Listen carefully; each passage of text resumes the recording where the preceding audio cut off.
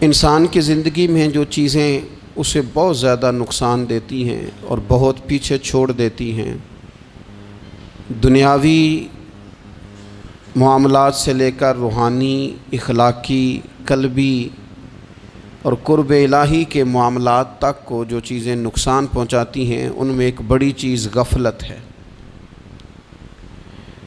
ایک لفظ ہوتا ہے جو ہمیں اکثر سننے کو ملتا ہے کہ آپ کی توجہ نہیں ہے۔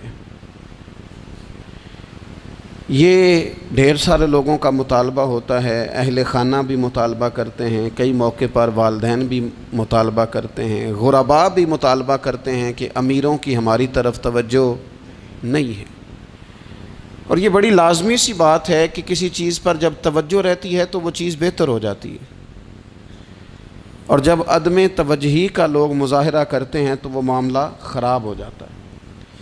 یہ جو عدم توجہ ہے اسی کو غفلت کہتے ہیں، اور جب انسان کے مزاج پر غفلت طاری ہوتی ہے اور غفلت اس پر پوری طرح غلبہ کر لیتی ہے تو پھر اس کی زرخیز زمین کو وہ بنجر کرتی ہے۔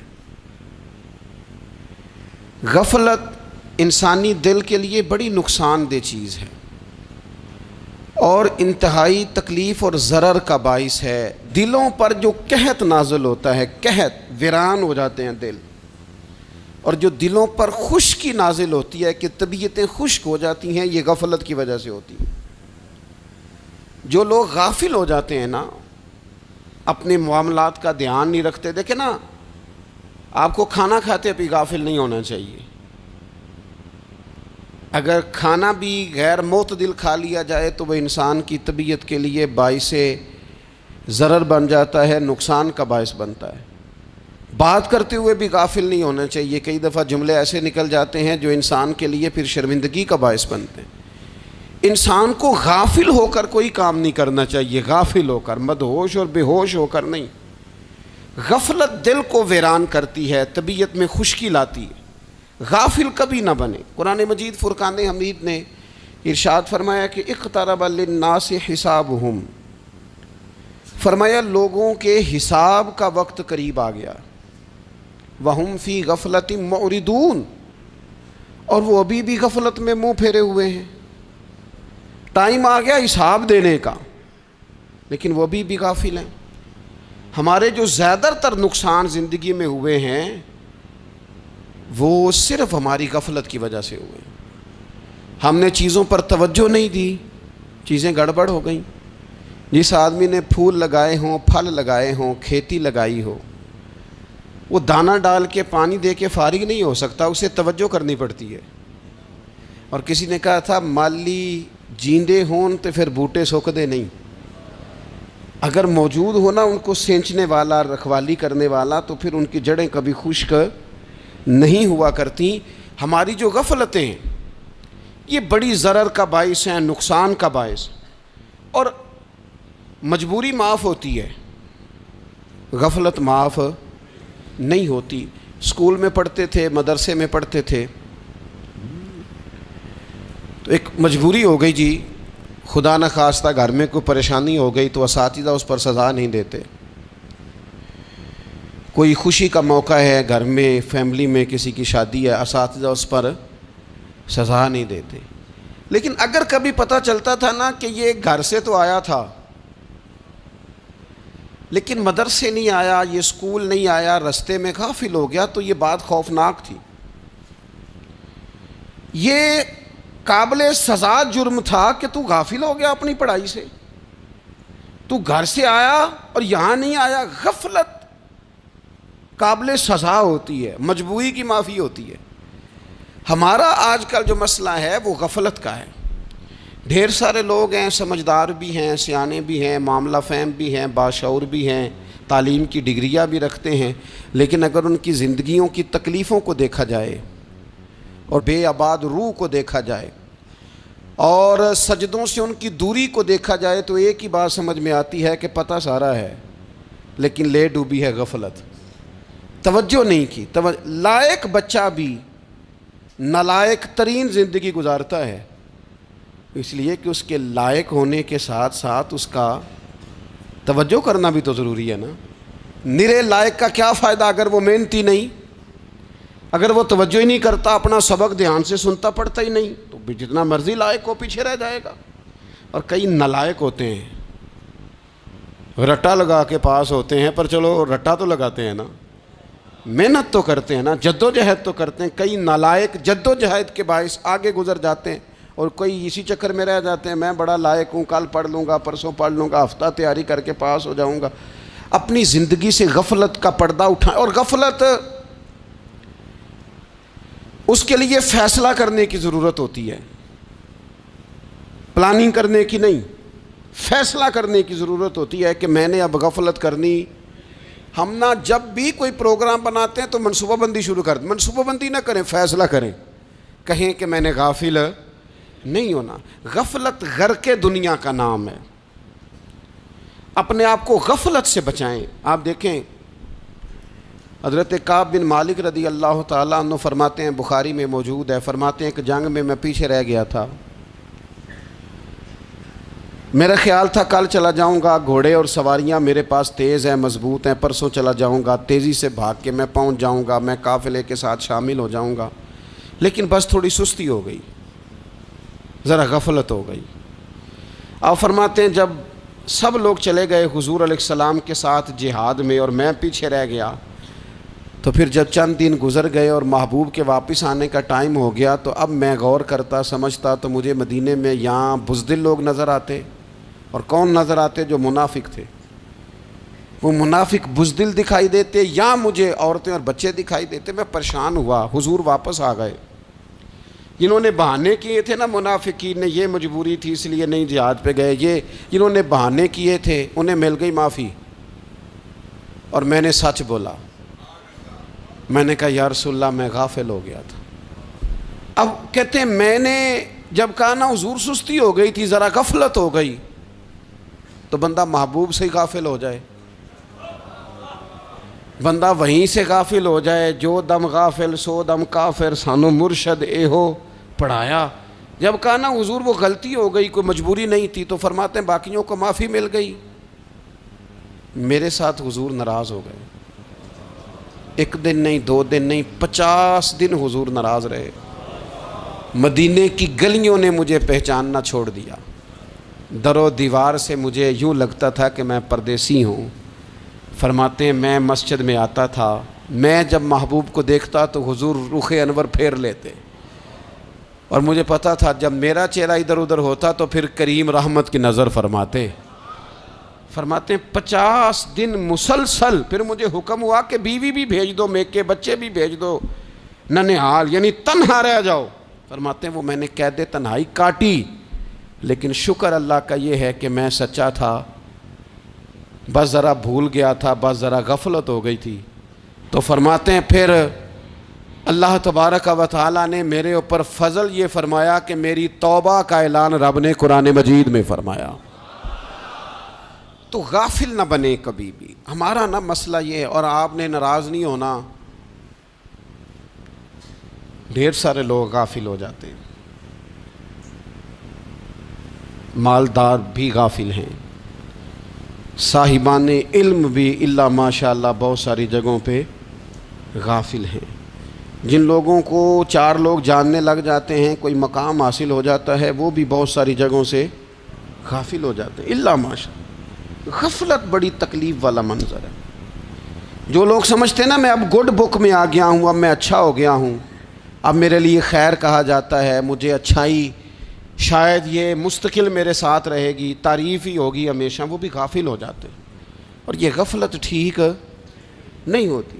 وجہ دیکھنی چاہیے کس وجہ سے انسان کو وقار مل رہا ہے، عزت مل رہی۔ اپنی زندگی سے غفلت کو اتار پھینکیں۔ تھوڑی دیر کی تو غفلت ہوتی ہے، لمبی تو نہیں۔ 2 منٹ کے لیے صرف اس نے ڈرائیونگ کرتے ہوئے چہرہ موبائل کی طرف کیا تھا، 2 ہی تو منٹ لگے تھے۔ لمحوں نے خطا کی تھی، صدیوں نے سزا پائی۔ لمحوں نے خطا کی تھی، صدیوں نے سزا پائی۔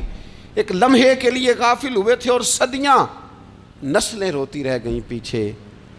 بچے تڑپتے رہ گئے، اہل خانہ پریشان رہ گئے، ماں باپ ساری زندگی روتے رہے، لیکن یہ 2 منٹ کے لیے یہ غفلت جو ہے یہ بڑی تکلیف والا معاملہ. اپنی زندگی سے غفلت کو اتارنا ہے، غافل نہیں بننا، ہر وقت توجہ اور ساری باتوں پہ توجہ.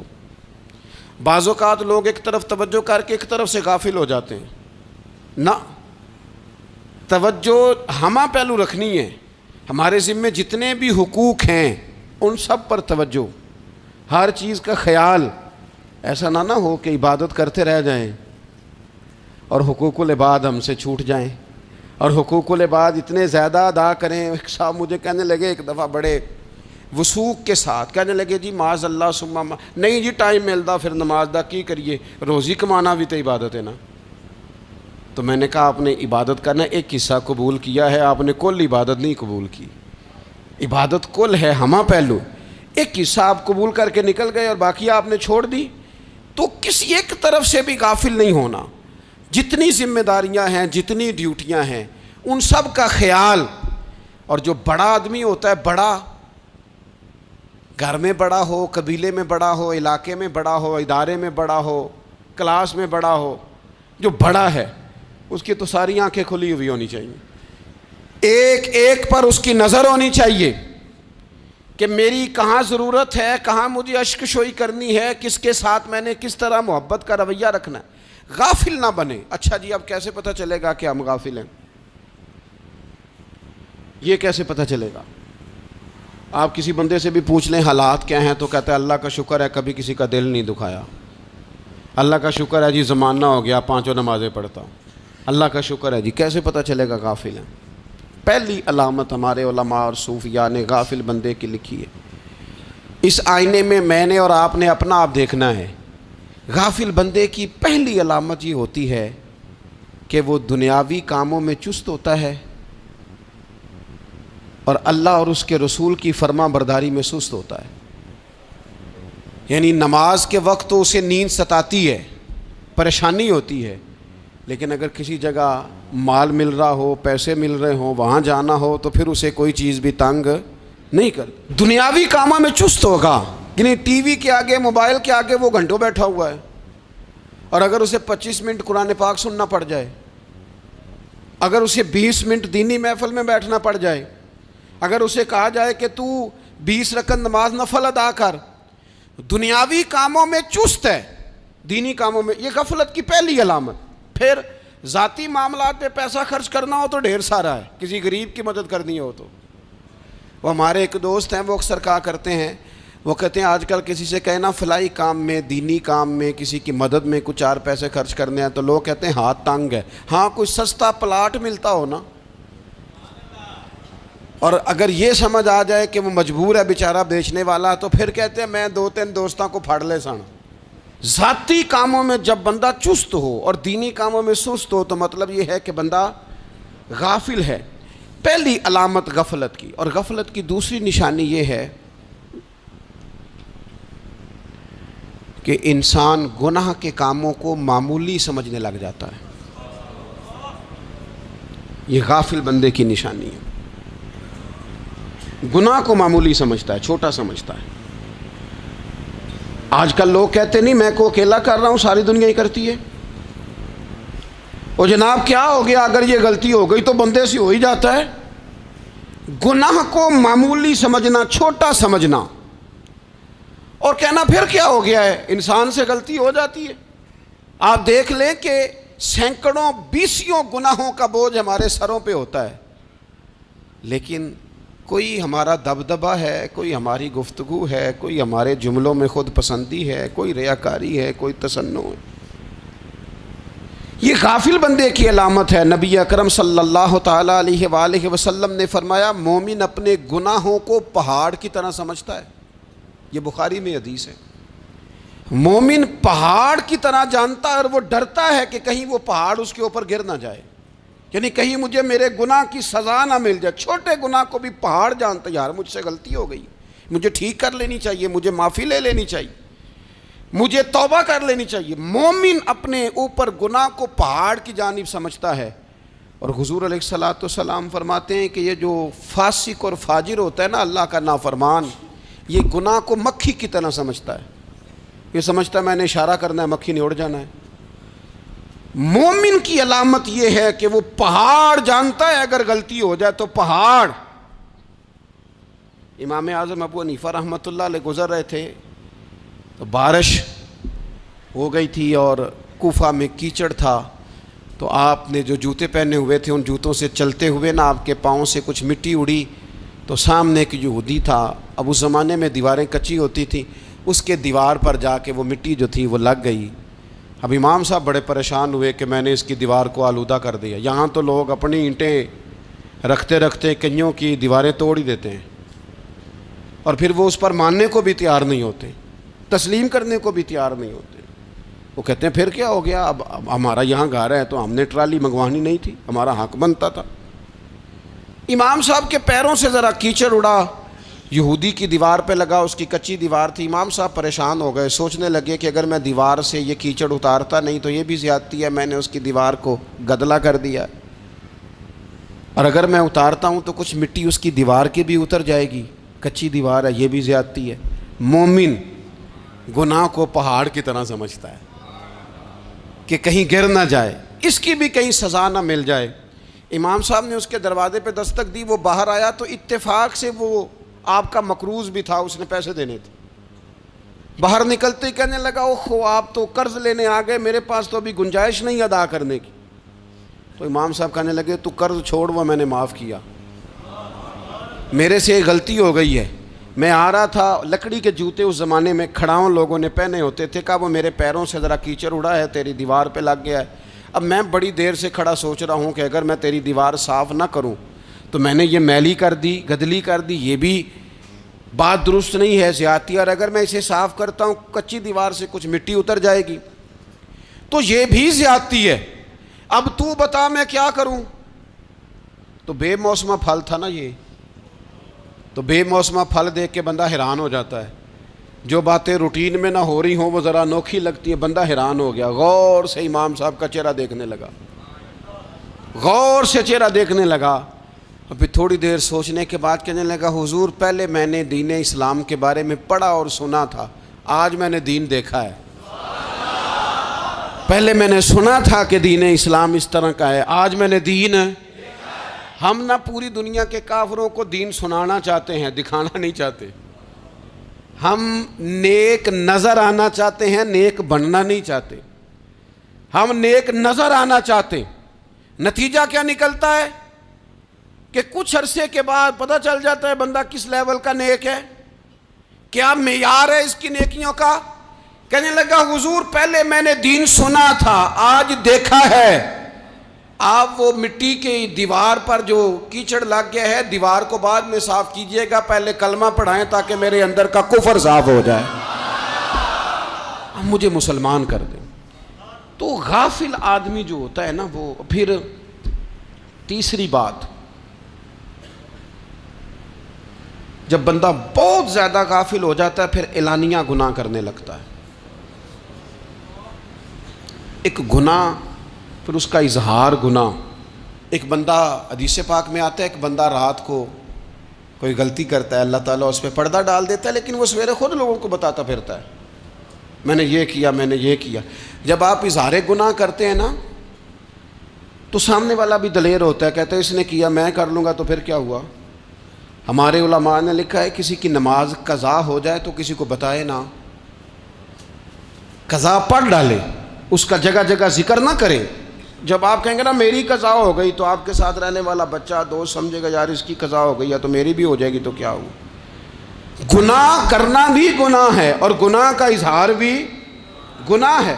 نبی اکرم صلی اللہ تعالیٰ علیہ وآلہ وسلم نے ارشاد فرمایا میری ساری امت کو معافی مل جائے گی سوائے ان لوگوں کے جو اعلانیہ گناہ کرتے ہیں۔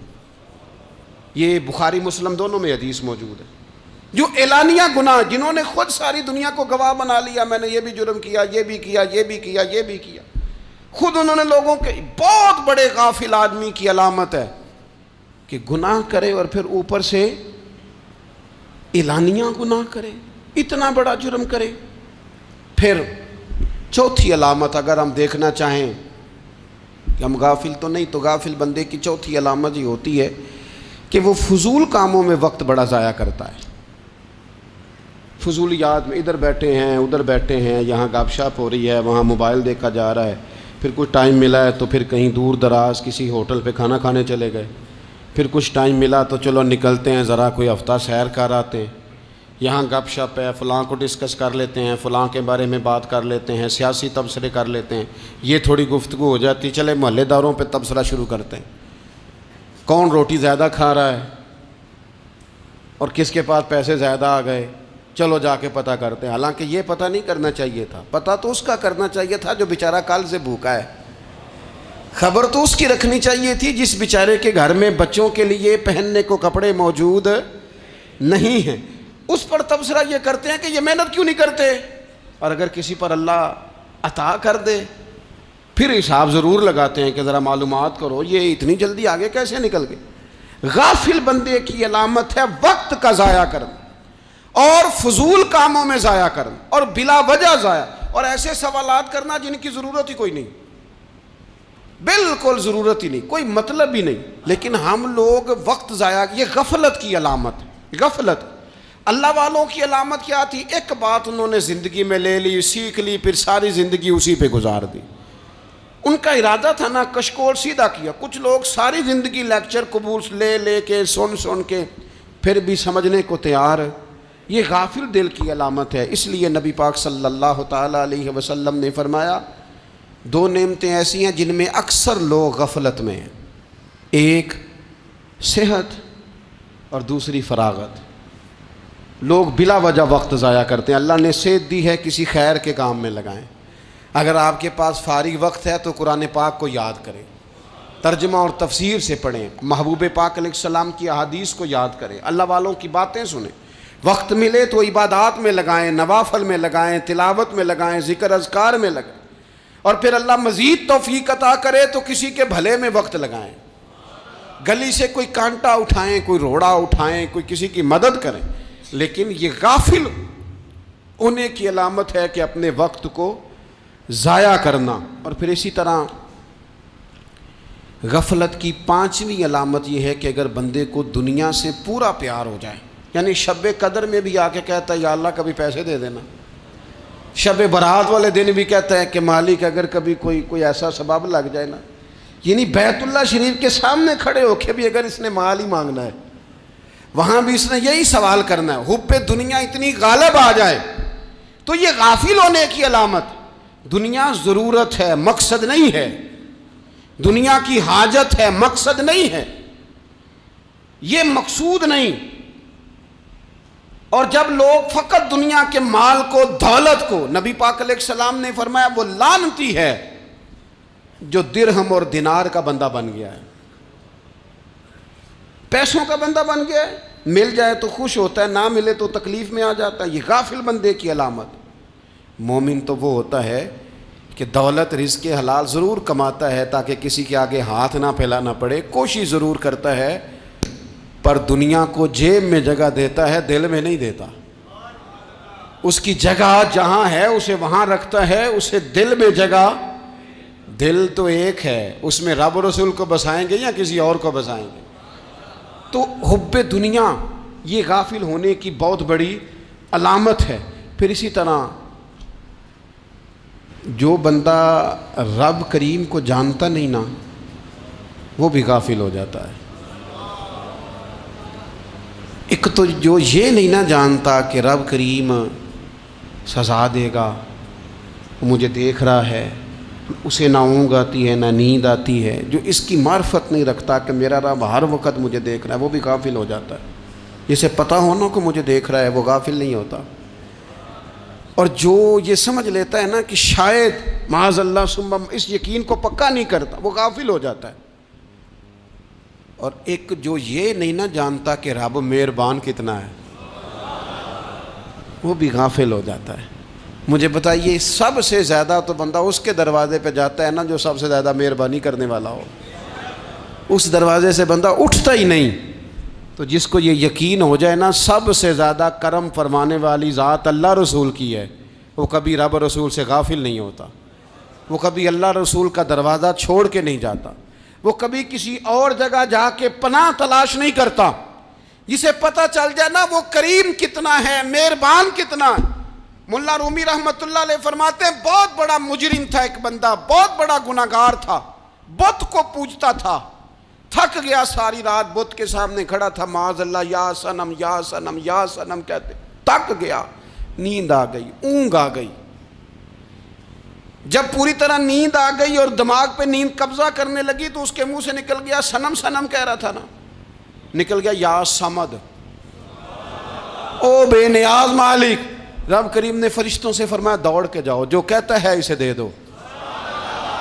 فرشتے کہنے لگے مالک وہ تو بت کو پکار رہا تھا، اس نے تو غلطی سے نام لیا ہے۔ فرمایا مجھے نہیں پتا، لیکن دیکھو نا اس نے مجھے پکارا تو ہے نا، کتنی دیر سے جھوٹے کو پکار رہا تھا، اس کا معاملہ حل نہیں ہوا، اب اگر سچے کو پکارنے پہ بھی حل نہ ہوا تو فرق کیا رہ جائے گا؟ دے دو جو مانگتا ہے، دے دو۔ میرے دوست گھر پتہ چل جائے وہ کریم کتنا ہے، وہ مہربان کتنا ہے۔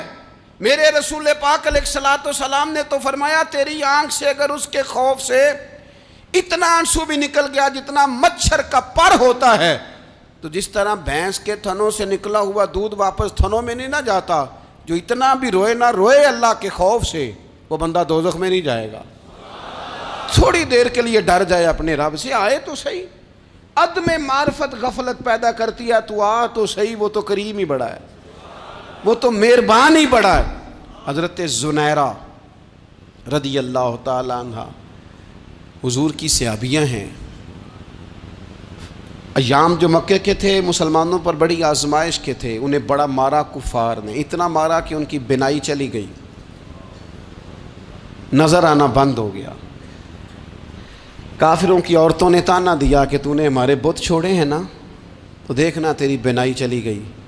تو جناب زنیرہ اللہ پہ بھروسہ، توکل، معرفت الہی کا جذبہ، اٹھ کے کھڑی ہو کہنے لگی چپ کرو، تمہارے جھوٹے بت کیا کر سکتے ہیں، میرا رب چاہے تو صبح جب میں اٹھوں تو میری آنکھیں روشن ہوں، اگر کریم کرم کر دے۔ لوگ کہتے ہیں واقعی ایسا ہوا، جب وہ سویرے اٹھی تو اللہ نے ان کی روشنی واپس کر دی تھی۔ تجھے پتہ چل جانا وہ مہربان کتنا ہے۔ وہ ایک بزرگ تھے تو ان سے کسی نے کہہ دیا کہ اگر آپ کا حساب آپ کے ماں باپ کے ذمہ ہو جائے تو پھر کیسا، پوچھنے کے لیے قیامت میں اگر ماں باپ حساب لیں تو پھر کیسا۔ تو بڑے سیانے لوگ تھے جو دل والے تھے، کہنے لگے نہیں، رب کریم ہی ٹھیک ہے، اس لیے کہ وہ ماں باپ سے کہیں بڑھ کر پیار کرنے والا ہے۔ اگر یہ معرفت مل جائے وہ کریم کتنا ہے۔ اور جب بندہ پوری طرح اس کی بارگاہ میں آ کے تڑپ جاتا ہے نا، مولا میں جاؤں کدھر، تیرا دروازہ چھوڑ کے جاؤں کدھر۔ اقبال کہتے ہیں وہ ایک سجدہ جسے تو گراں سمجھتا ہے، 1000 سجدوں سے دیتا ہے آدمی کو نجات۔ تجھے جگہ جگہ جھکنا نہیں پڑے گا اگر تو صحیح معنوں میں اپنے رب کی بارگاہ میں جھک جائے۔ تو میرے عزیز کوشش کریں کہ اس کی معرفت، اس کا کرم، اس کی عطا اور اللہ تبارک و تعالیٰ کے حاضر و ناظر ہونے پر عین الیقین، حق الیقین حاصل کریں۔ اور پھر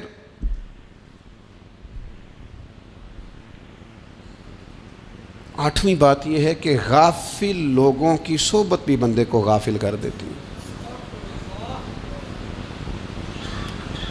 غافلوں کی صحبت میں نہ بیٹھیں، ان کی صحبت میں بیٹھیں جن کے پاس بیٹھنے سے دل میں رب رسول کی محبت پیدا ہوتی ہے۔ غافلوں سے بچیں۔ چنگیاں دے لڑ لگی ساں تے چولی چ پھل پئے، تے جدوں میں پیڑیاں دے سنگ رل گئی تے میرے اگلے بھی ڈول گئے۔ برے آدمی کی صحبت بندے کو غافل کر دیتی۔ غافلوں کی صحبت میں کبھی نہ بیٹھیں، کبھی نہیں۔ غافل آدمی آپ کو غافل کر دے گا۔ میرے نبی پاک علیہ الصلوۃ والسلام نے فرمایا انسان اپنے دوست کے مذہب پر ہوتا ہے۔ یہ بہت بڑے لفظ ہیں۔ فرمایا المرء علی دین خلیلہ، انسان اپنے دوست کے مذہب پر ہوتا ہے۔ تو دیکھ تو نے دوست کس کو بنایا ہے، جو تیرے دوست کا مذہب ہوگا وہی تیرا ہو جائے گا۔ ہم نے دوست بنایا نا غوث پاک جیلانی کو،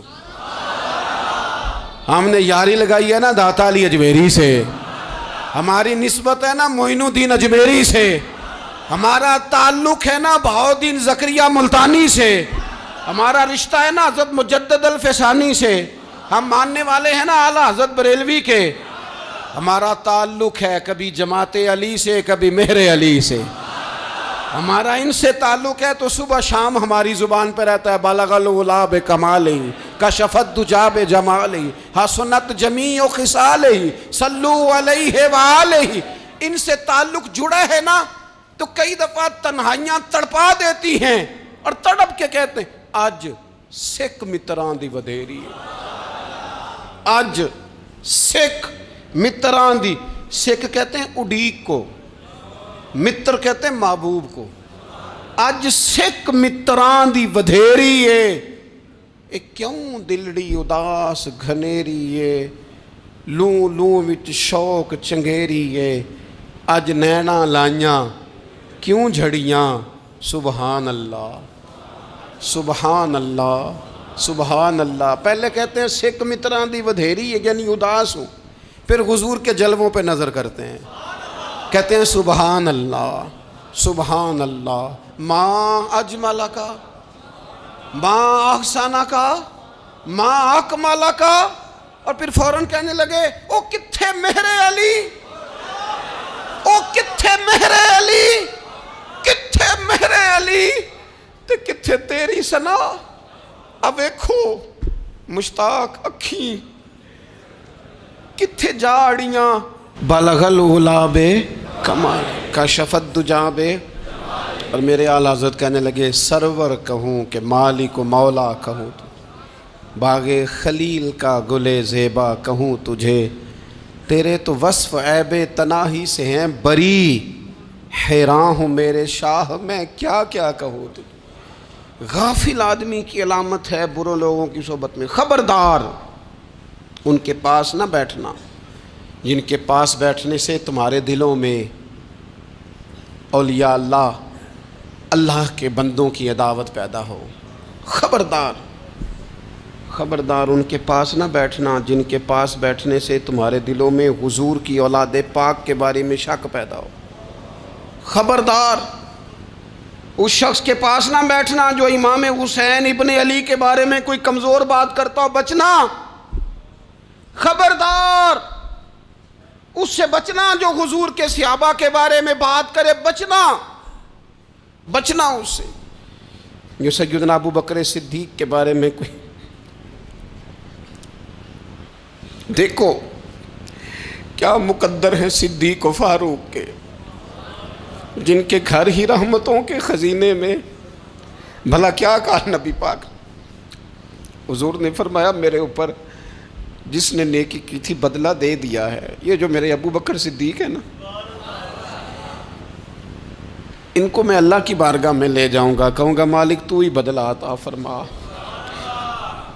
ایک ہاتھ میں جناب صدیق کا ہاتھ پکڑا، ایک میں حضرت عمر کا ہاتھ پکڑا، اور حضور مسجد نبوی سے باہر آ رہے ہیں، دیکھنے والے کی زبان سے بے ساختہ سبحان اللہ نکل گیا، کیا شان ہے کیا مقدر ہے۔ تو حضور علیہ السلام رک گئے اور روک کے فرمایا تو حیران ہو رہا ہے نا، تو حیران ہو رہا ہے نا کہ میں نے ایک ہاتھ میں ابو بکر کو پکڑا ہے ایک میں عمر کو پکڑا ہے، فرمایا قیامت میں جب میری قبر کھلے گی تو میں اسی طرح قبر سے نکلوں گا، اس طرح میدان محشر میں آؤں گا، خبردار حضور کے وفاداروں کے وفادار رہنا، ان کے وفادار رہنا، ان کے وفادار رہنا۔ بڑا عجیب دور آیا ہے، ہم نے یہ دور دیکھا ہے کہ لوگ حضور کے صحابہ کے بارے میں بھی بات کریں گے، اب نبی پاک کی اولاد پاک کے بارے کو بھی ڈسکس کیا جائے گا۔ اپنا منہ تو دیکھ، اپنی حیثیت دیکھ، اور پھر وہ بندے دیکھ جن کو اللہ نے چن کے اپنے محبوب کی غلامی کے لیے حضور کے قریب بٹھایا ہے۔ تو بچنا ایسے لوگوں سے، پرہیز کرنا، خبردار عقیدہ ستھرا رکھنا، عقیدہ ستھرا رکھنا، صاف رہنا، پاکیزہ رہنا، غافلوں کی صحبت سے بچنا۔ بڑا ڈرتے ہیں اللہ سے، دعائیں مانگتے ہیں یا اللہ نسلوں میں بھی وہی بندے پیدا فرما جو عقیدے پکے رکھنے والے ہیں، وہ بندے پیدا فرما ہماری نسلوں میں۔ ایک وہ بندہ بھی غافل ہو جاتا ہے جو امیدیں لمبی لگا لیتا ہے، جن کے منصوبوں میں دولت بھی ہوتی ہے، گھر بھی ہوتا ہے، اولاد کا بڑا ہونا بھی ہوتا ہے، پوتے پوتیاں نواسے نواسیاں دیکھنا بھی ہوتا ہے، یہاں بھی گھر وہاں بھی گھر، یہ سیر، یہ سارا کچھ ہوتا ہے، لیکن رب کی بارگاہ میں پیش ہونا جن کے پیش نظر نہیں ہوتا۔ لمبی امیدیں۔ حضرت مولا علی شیر خدا فرمایا کرتے تھے، میں تم پر دو باتوں کا خوف کھاتا ہوں، جو ڈر آتا ہے، ایک یہ کہ تم خواہش کی پیروی کرو گے، جو نفس کی خواہش ہوگی اس کے پیچھے لگ جاؤ گے، اور ایک کہ تم لمبی لمبی امیدیں باندھو گے، اتنے سال جینا ہے، اتنے 100 سال جینا، یہ کرنا ہے وہ کرنا ہے۔ منصوبہ بندی کریں مستقبل کے لیے، وہ بری نہیں، لیکن تیاری رکھیں، تیاری رکھیں، اس بات کا بھی خیال رکھیں کہ اللہ کی بارگاہ میں حاضر ہونا۔ یہ غفلت کی چیزیں ہیں جو بندے کو غافل کر دیتی ہیں۔ جو لوگ اللہ کا ذکر نہیں کرتے وہ بھی غافل ہو جاتے ہیں، اور جو فضول باتیں زیادہ کرتے ہیں نا، ہنستے زیادہ ہیں۔ فَلْيَضْحَكُوا قَلِيلًا وَلْيَبْكُوا كَثِيرًا، قرآن کہتا ہے زیادہ رویا کرو، کم ہنسا کرو۔ نبی پاک علیہ الصلوۃ والسلام سے پوچھا تھا حضرت عقبہ بن عامر نے کہ یا رسول اللہ نجات کس چیز میں ہے؟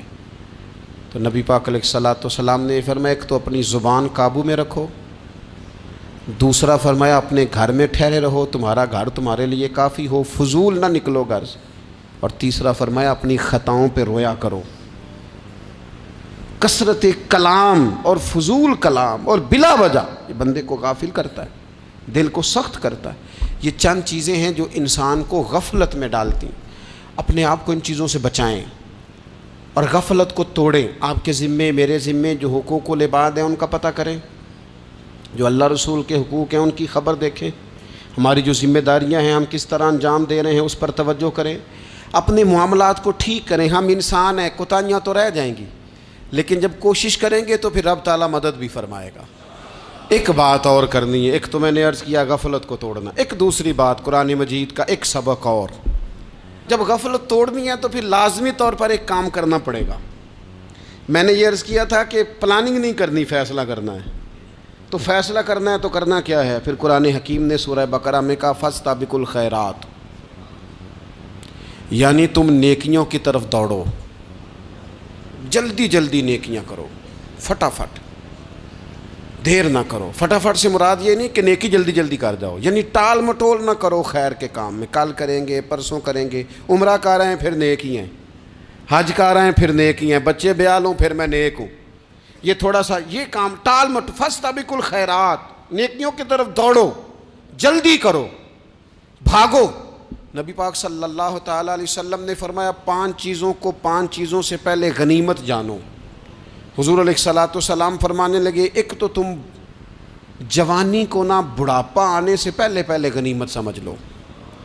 نبی کریم صلی اللہ تعالیٰ علیہ وآلہ وسلم ارشاد فرمانے لگے کہ اپنی صحت کو غنیمت جان لو، بیماری آنے سے پہلے پہلے۔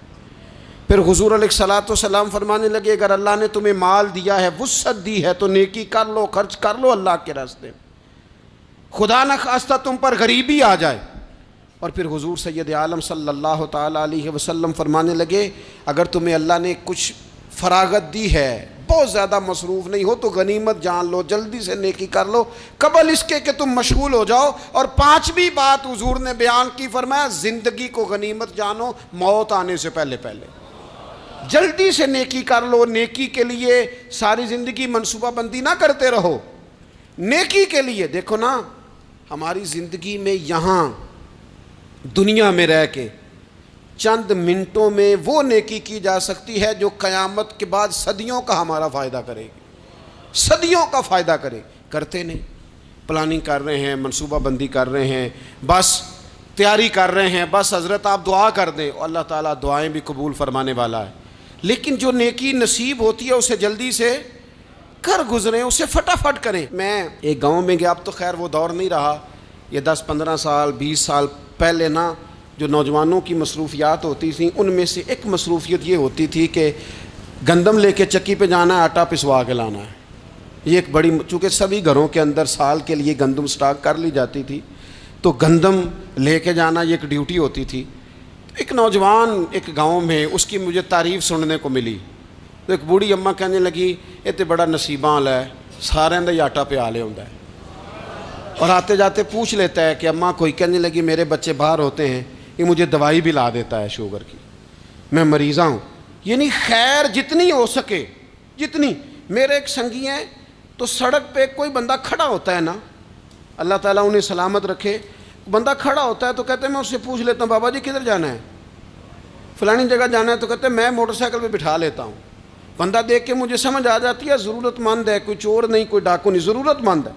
میں اسے منزل تک نیکی جتنی میسر آئے، جس حد تک میسر آئے۔ کیا کہا ہمارے نبی پاک علیہ السلام نے؟ حضور نے ہم سے فرمایا کچھ نہ ہو سکے تو بات ہی مسکرا کے کر لینا، اس پر ہی اللہ صدقے کا ثواب عطا کر دے۔ فاستبقوا الخیرات، جلدی سے نیکی کر لو، اپنے نامہ اعمال میں روز نیکیاں جمع کرو، کوئی نہ کوئی خیر کا کام روز کرو اور جلدی سے کرو۔ صحیح مسلم میں حدیث ہے، نبی پاک صلی اللہ تعالیٰ علیہ وسلم فرمانے لگے جلدی جلدی نیکی کے کام کر لو ان فتنوں سے پہلے جو اندھیری رات کے حصوں کی طرح فتنے ہوں گے۔ فرمایا اس وقت حال یہ ہوگا کہ آدمی صبح مومن ہوگا، شام کو کافر ہو جائے گا، شام کو مومن ہوگا تو صبح کافر ہو جائے گا۔ اور فرمایا لوگ دنیا کے بدلے اپنا دین تک بیچ ڈالیں گے۔ معاذ اللہ جھوٹی قسمیں نہیں کھائی جاتی، جھوٹا قرآن مجید نہیں لوگ اٹھا لیتے، لوگ دنیا کے لیے دین بیچ ڈالیں گے۔ اس سے پہلے جب فتنے اتنے زیادہ ہو جائیں، اس سے پہلے نیکی کر لو، کوئی خیر کا کام کر لو، جلدی سے کچھ ایسا کر لو۔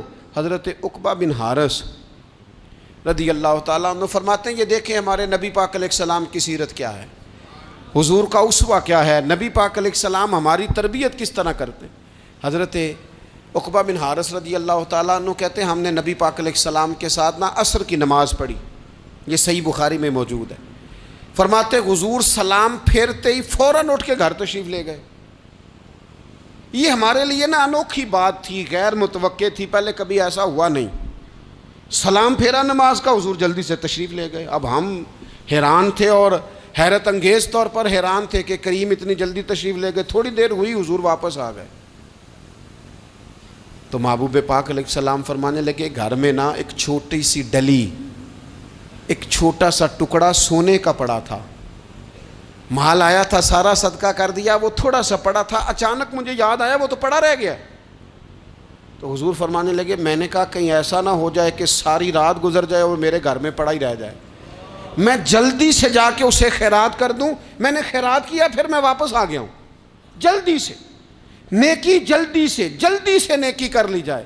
ہم بڑا انتظار کر رہے ہیں، بڑا لمبا ہمارا پروگرام ہے، ہمارے پاس ٹائم ہی بڑا ہے، کسی نے کان میں کہہ دیا ہے تیرے پاس بڑا وقت ہے، ابھی تو بڑی عمر پڑی ہے، ابھی تو جناب او میرے بھائی یہ لوگوں کے کہنے کی باتیں ہیں، پھر پتہ ہی نہیں چلتا حالات کس طرح کے ہو جاتے ہیں اور کیا معاملات انسان کے ساتھ درپیش ہوتے ہیں۔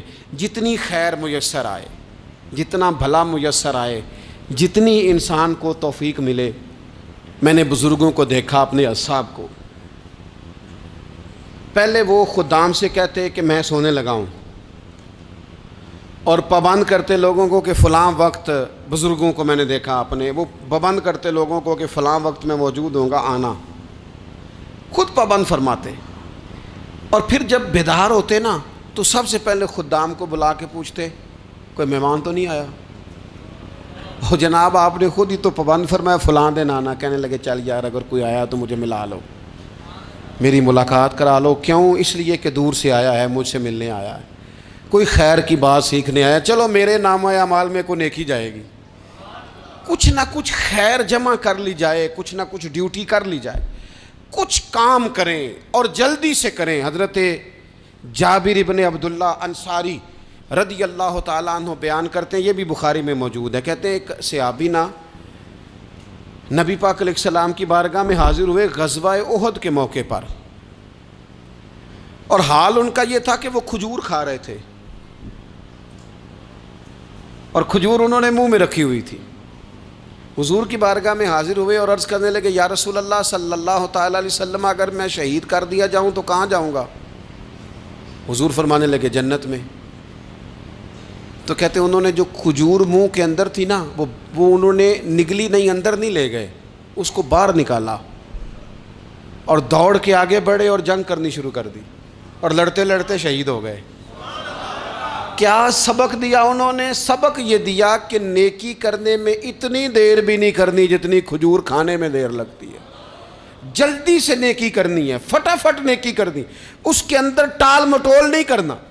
اسی وقت انہوں نے کھجور باہر نکال دی، دوڑ کے انہوں نے حضرت انس بن نضر رضی اللہ تعالیٰ عنہ، حضرت انس بن مالک رضی اللہ تعالیٰ عنہ کے چچا ہیں، میدان احد میں نا، احد پہاڑ کے قریب کھڑے تھے، لوگوں سے کہہ رہے تھے جلدی جلدی ادھر آؤ، وہ جنت جو انسان کو انتقال کے بعد نصیب ہوگی اور قیامت کے بعد نصیب ہوگی، فرماتے تھے مجھے تو ابھی احد پہاڑ کے اندر سے جنت کی خوشبو آ بھی رہی ہے، لہذا جلدی سے آؤ، ادھر دوڑو، جہاد کرو، آؤ کفار سے لڑیں۔